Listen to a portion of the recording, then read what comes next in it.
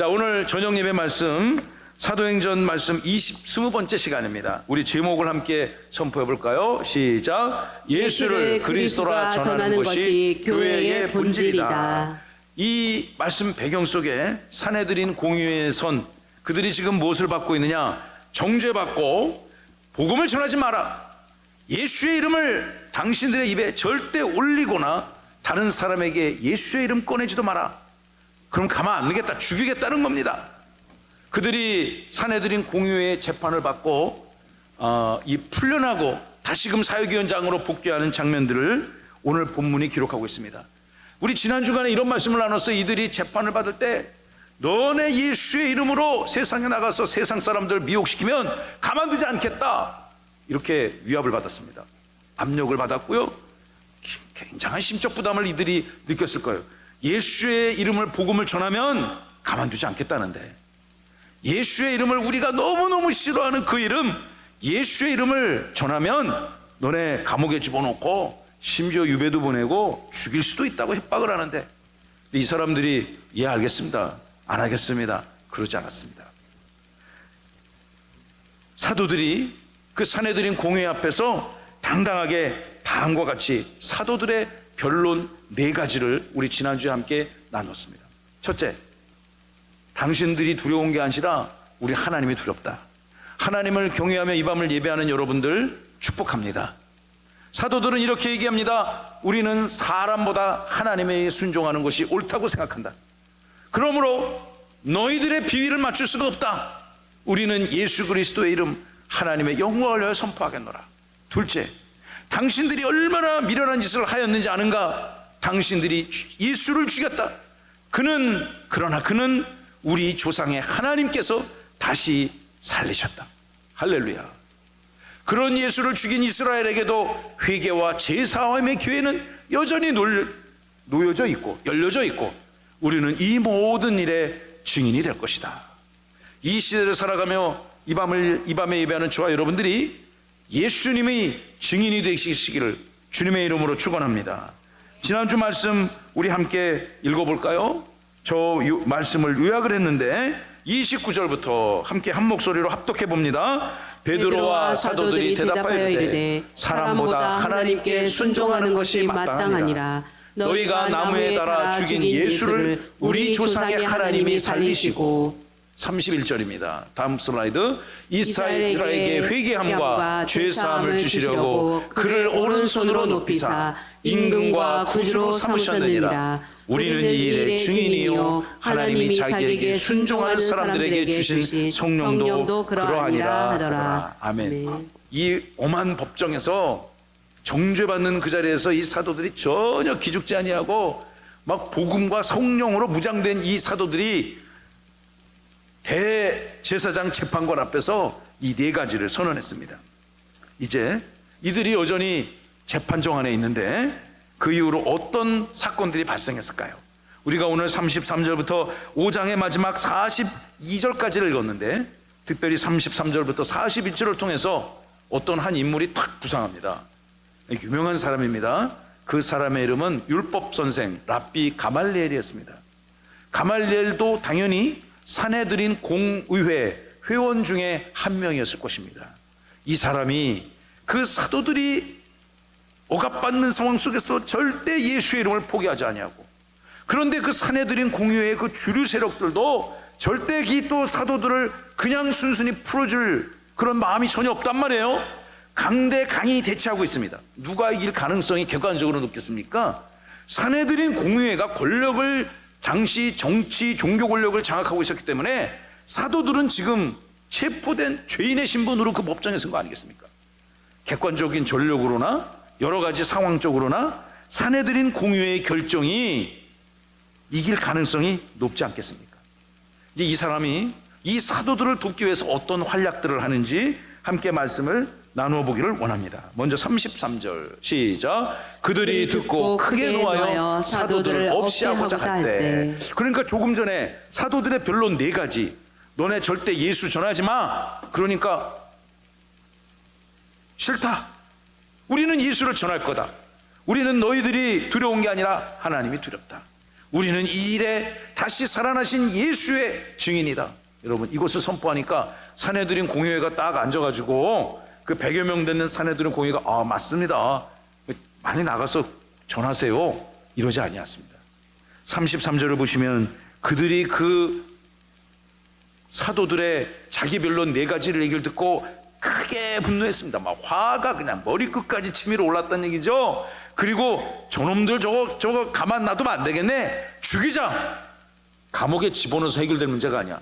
우리가 저들의 스승인 예수도 죽였는데 아유 저런 쟤들 못 죽이겠어? 가만 보니까 이건 막 사형을 구형할 것 같아. 큰일 나는 거죠. 이 사도들이 앞으로 교회를 위해서 할 일이 무궁무진한데 말이죠. 여러분, 그때 34절에 한 사람이 역사의 전면에 부상하는 거예요. 34절 다 함께 읽습니다. 시작. 바리새인 가말리엘은 율법 교사로 모든 백성에게 존경을 받는 자라.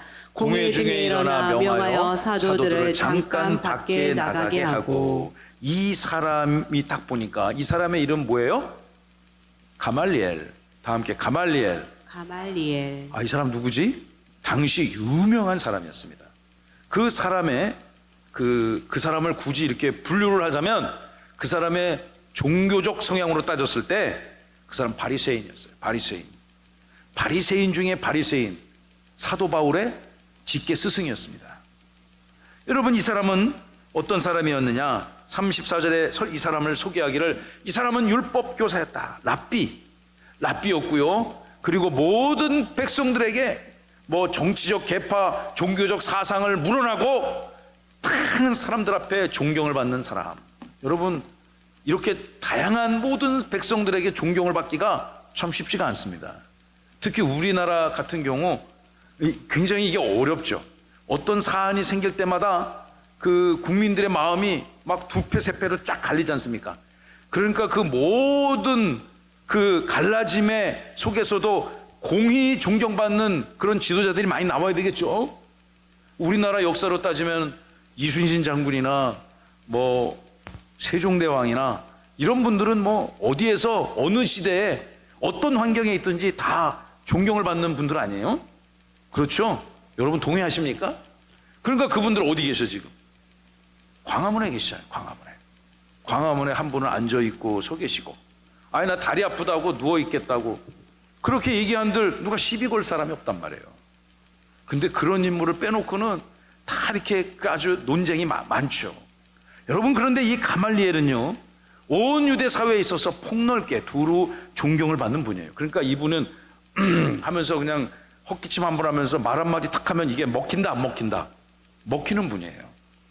존경을 받는 분이기 때문에 여러분들이 주님의 몸된 교회와 여러분의 살아가는 모든 삶의 현장 속에서 이 정도 존경을 받는 인생 되시기를 예수님의 이름으로 축원합니다. 이 사람이 딱 나와가지고요, 공회 중에 지금 보니까 너무 과열됐어. 이거 계속 이렇게 하니까, 이렇게 하면은 이게 그냥 서로 막 대판 붙을 것 같아. 정회를 선언할. 정회.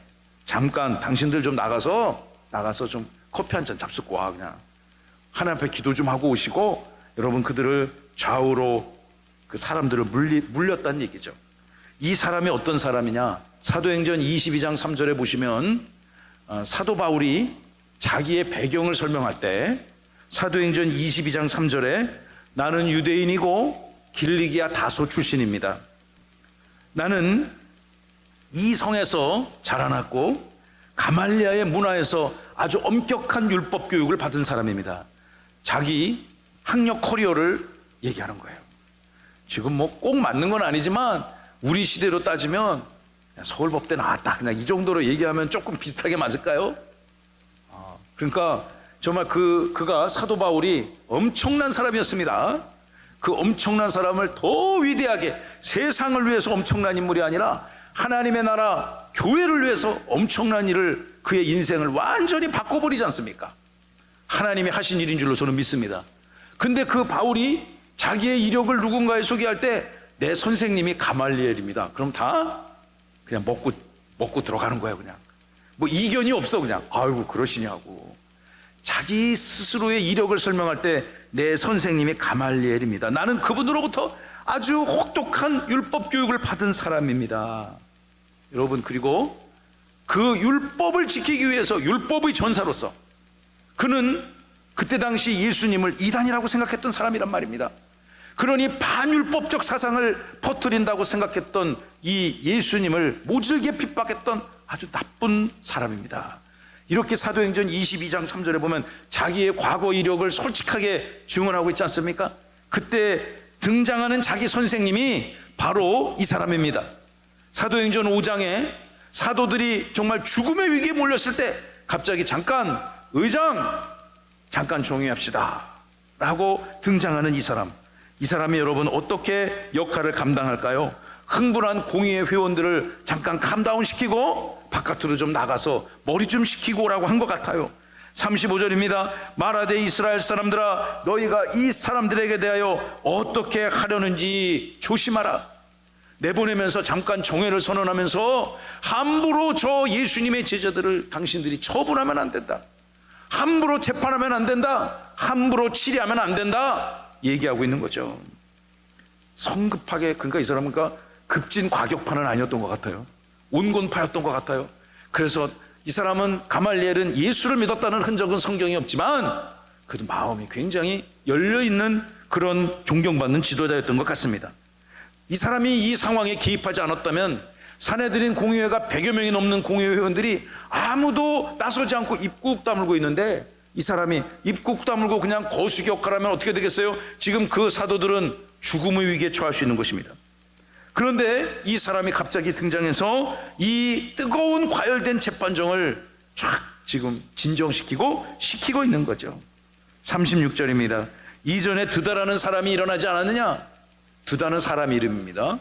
이 사람이 난동을 일으켜서 400명이나 추정하였다.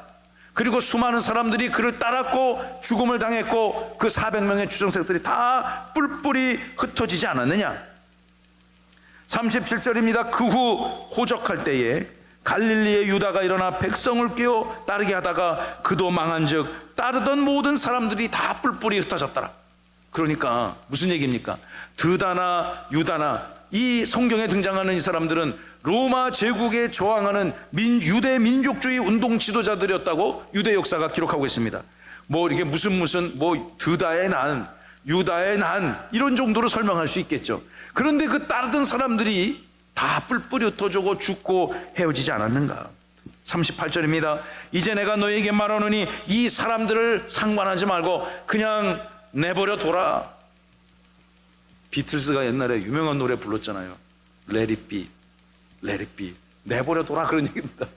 내버려 둬라. 저 사람들 그냥 그대로 그냥 내버려 둬. 당신들이 저들의 삶에 개입해갖고 막 감옥에 보내고 치리하고 정죄하고 죽일 이유가 하등이 없어. 그냥 내버려 둬. 왜 내버려 둘까요? 이 사람이 이렇게 주장을 하는 근거가 있습니다. 이 38절의 후반부를 보시면 이 사상과 소행이 저 사도들이 주장하는 예수 그리스도라는 것이 만약에 이전에 드다나 유다와 같이 사람으로 비롯된 것이라면 사람의 의와 사람의 사상으로 이루어진 그런 사회적 운동이라면 드다와 유다의 케이스와 같이 그냥 소리 소문도 없이 흩어져 사라져버릴 것 아니냐. 괜히 저들을 죽이고 정죄할 필요가 없다. 시간이 지나면 증명이 될 것이다. 39절 다 함께 읽어봐요. 39절 시작. 만일 하나님께로부터 났으면 너희가 그들을 무너뜨릴 수 없겠고 도리어 하나님을 대적하는 자가 될까 하노라 하니. 참, 이 사람 지혜로운 분입니다. 전적으로 우리와 같이 예수가 그리스도다 그것을 믿는 사람은 아니지만 이제까지 유대 사회에 있었던 예수 그리스도의 행적과 그에 관한 모든 소식과 아마 이 저명한 유대 율법주의자 가말리엘은 예수님에 관한 일거수일투족을 다 분석했을 거예요. 그래서 정말 그가 우리가 믿는 구약 성경이 제시하는 메시아가 맞는가 이것에 대한 확신은 없다 하더라도 함부로 그의 제자들을 정죄해서는 안 된다 정도까지는 생각이 미쳤던 것 같습니다. 그리고 그냥 내버려 두자. 저들을 함부로 치리하지 말자. 사람이 일으킨 것이라면 드다와 유다의 케이스같이 소리 소문도 없이 해산될 것이고. 그런데 39절이 저에게 감동입니다.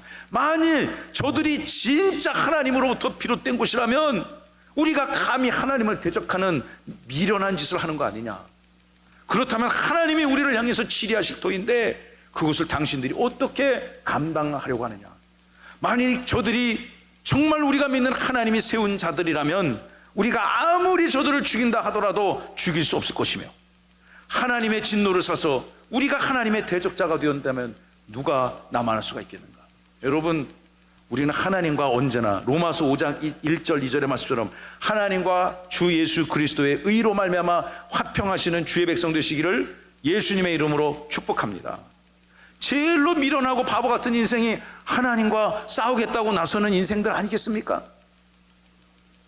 여러분, 하나님이 우리 인생을 닥치시고 하나님이 대적하여 그 민족을 칠 때 하나님이 진노를 참다 못 참으셔서 그 진노를 바라셨을 때 나만 아는 인생이 어디 있겠습니까?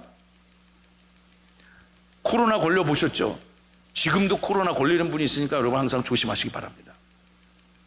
그런데 저도 코로나에 걸려봤습니다. 언제 한번 말씀드렸죠? 미국 뉴욕 코로나를 걸려봤습니다. 뉴욕에 갔다가 일주일 동안 뉴욕에서 잘 생활하고 돌아왔어요. 인천공항에 내리자마자 검사를 해야 됐습니다. 검사를 했는데 집에 이렇게 내려오는데 인천공항에서, 그때 제가 대전에 살고 있었어요. 대전을 놀아오는데 문자가 이렇게 왔어요. 보니까 당신 코로나야, 이런 문자가 왔습니다. 그러니까 무슨 소리야, 이거 검사 제대로 하는 거, 나 하나도 안 아픈데 코로나라고 문자가 오니까 기분이 상당히 나쁘더라고요. 내가 미국에 갔다 왔는데 무슨 코로나야. 여러분, 미국 사람들은요 코로나인지 무슨 뭐든지 신경도 안 쓰고 우리같이 착하게 마스크도 안 쓰고 그냥 살더라고요. 그래서 나는 코로나가 없는 줄 알았어. 근데 이상하게 그 문자를 받고 나서 10분 있다가부터 아프기 시작하더라고. 희한하대요. 검사가 정확한 거예요. 그러니까 제가 그거를 딱 보고서 일주일 내내 정말 오지게 알았어요. 야, 정말 아프대요. 이제까지 아팠던 그 감기 몸살하고는 차원이 다릅니다. 제가 그것을 일주일 동안 끙끙 앓고 무엇을 느꼈냐? 야, 정말 감사하다. 정말 감사하다. 정말 코로나여서 망정이지, 하나님이 이 땅을 진노하사 코로나보다 한 10배 더 센 놈을 보내면 이거 나만 아는 인생이 하나도 없겠구나. 저는 코로나를 앓으면서 그런 생각을 하게 됐어요. 하나님이 이 땅에 진노를 바라셔서 하나님의 대적자를 쓸어버리겠다고 결심하시며 살아남을 사람은 이 밤에 예배하는 여러분들밖에 없음을 저는 믿습니다. 아멘 하셔야죠. 여러분, 우리 하나님의 대적자가 되지 마시고 하나님과 언제나 화평자가 되시기를 주님의 이름으로 축원합니다. 사람과 평화가 깨져도 이게 참 어려운 겁니다. 그런데 하나님과 대적 관계가 형성된다면 얼마나 인생이 공고하겠습니까? 부부싸움 해보셨어요?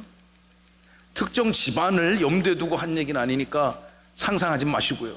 엄마 아빠가 싸웠어. 그럼 엄마가 그러죠. 평상시 같으면 여보 밥 먹어요. 그럴 텐데 아들 딸 시켜가지고 야, 니네 아빠 밥 먹으라고 그래. 메신저를 끼는 겁니다. 그럼 이제 집에서 그 방에서 누워있는 아빠는 안 먹는다 그래.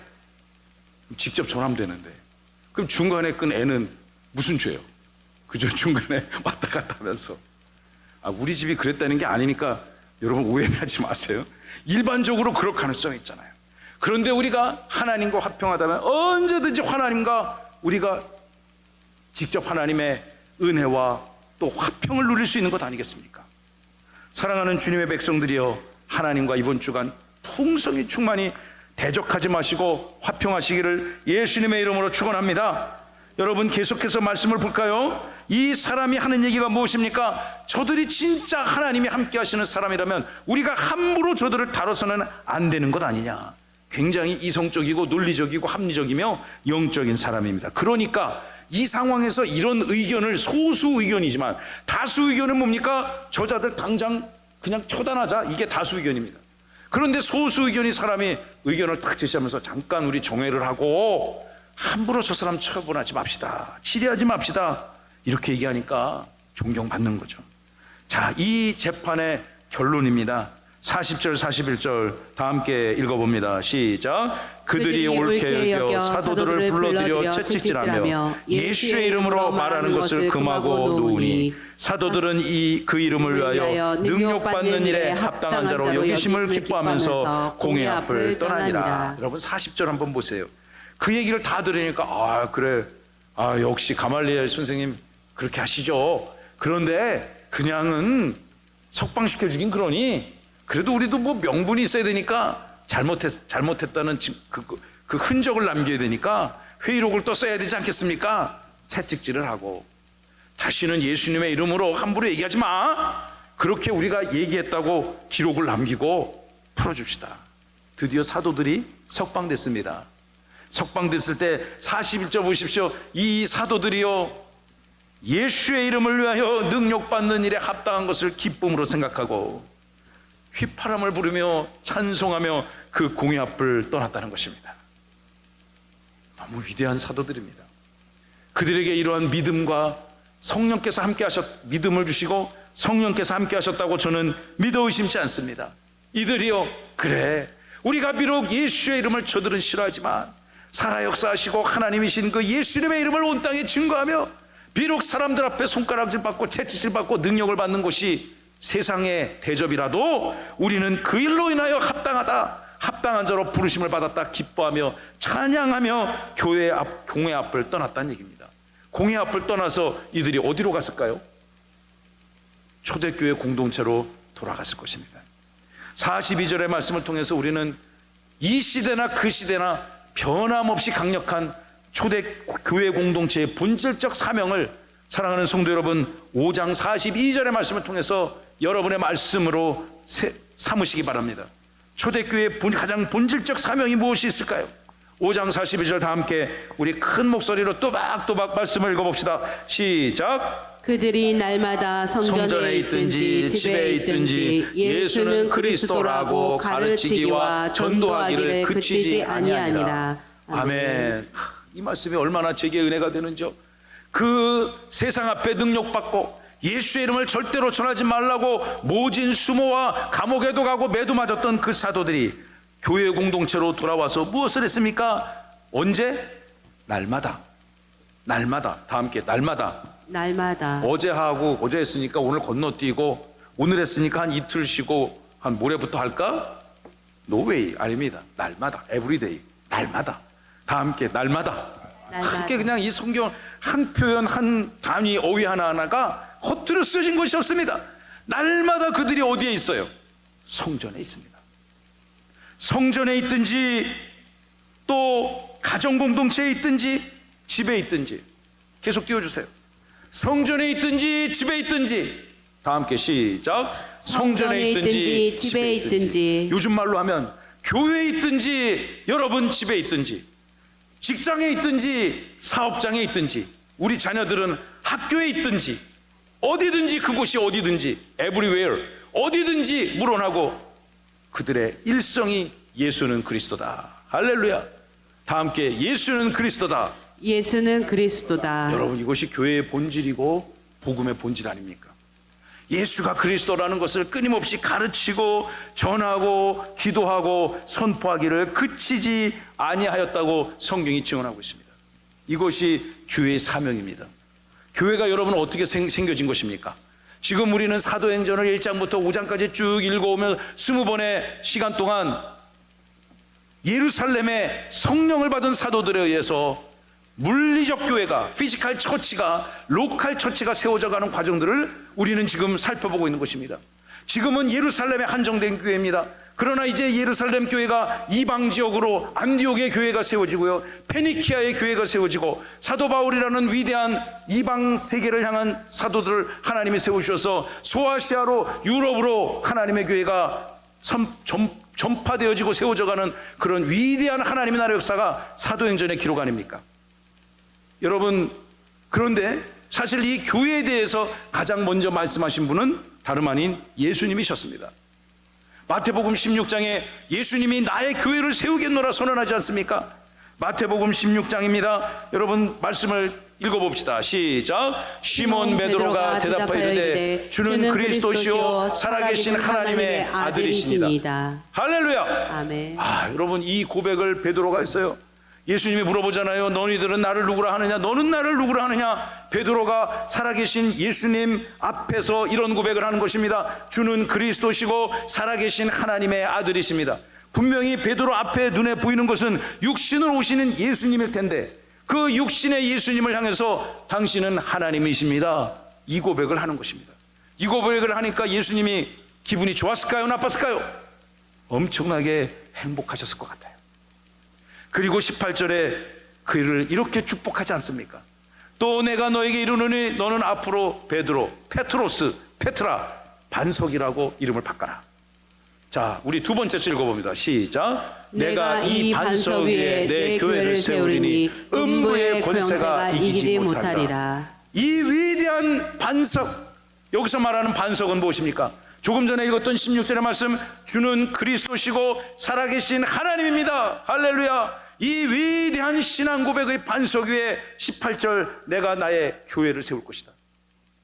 이 교회는 특별한 능력이 있다. 여러분 어떤 능력이 있는 줄 아세요? 음부의 권세를 이긴다는 얘기입니까? 못 이긴다는 얘기입니까? 누가 이긴다는 얘기죠?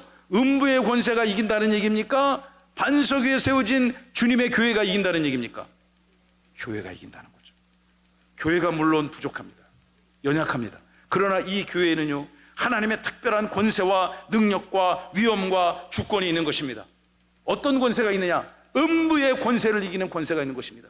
우리 세종명성교회가 부족합니다. 담임 목사가 부족합니다. 우리 모두가 다 연약합니다. 그러나 이 주님의 몸된 교회 공동체는 세상이 가질 수 없는, 비교할 수 없는 압도적인 권세와 능력이 있다는 것이에요. 할렐루야.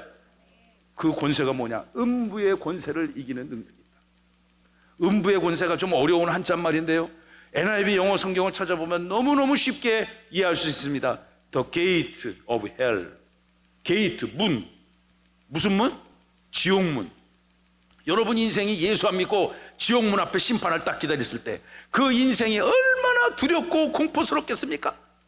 그러나 교회는 그 모든 인간이 경험할 수 있는 최고로 강한 그 공포와 두려움을 박살낼 수 있는 권세가 어디에 있다고요?